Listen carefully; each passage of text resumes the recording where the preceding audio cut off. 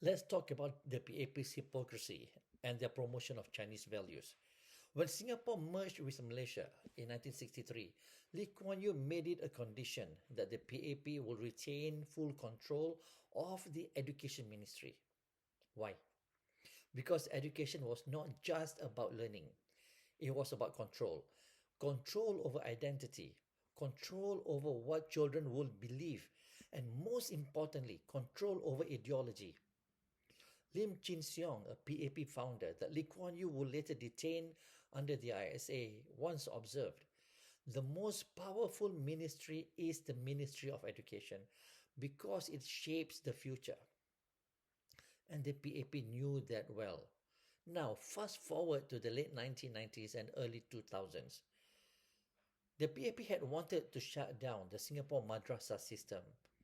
One of the main excuses was that they said Madrasah students did not have meaningful interaction with the other races, that they were not integrating into society. Okay, so in a multiracial society, the argument is that schools should be places for students to mix and learn from each other, regardless of culture or race. Fine.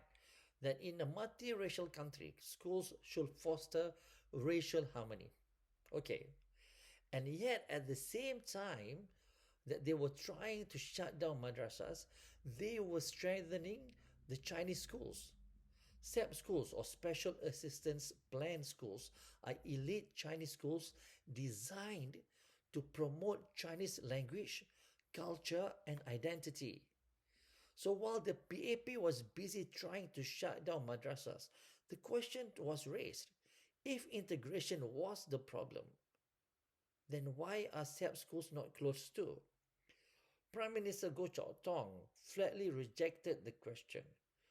While he attacked madrasah for not integrating with society, when it came to Chinese schools, he said, the role of SAP schools in promoting Chinese culture remains.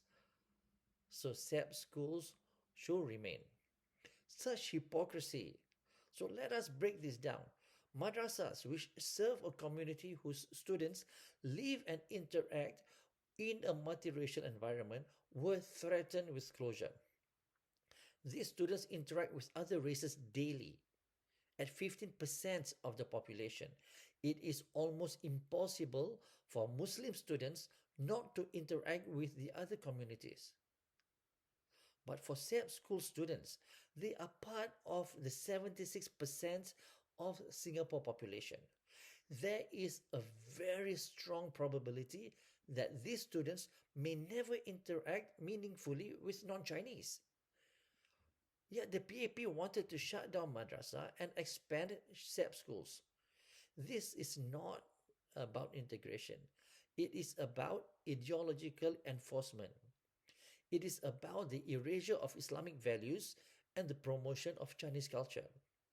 Now, this of course does not mean that Chinese culture and Islam are exclusive to each other, but that Islam is treated with suspicion while non-Islamic Chineseness is celebrated. There have been numerous cases of Chinese Singaporeans who converted to Islam being treated with suspicion and systemic discrimination by the PAP government. The PAP was not concerned with real racial harmony. They were and still are concerned with whose culture gets preserved and whose culture gets erased. When they saw the madrasa becoming more popular in the Muslim community as a space of independent identity, religious conviction, and community development, they moved to dismantle it. But when it came to SAP schools, symbols of elite Chinese privilege, they wanted it strengthened.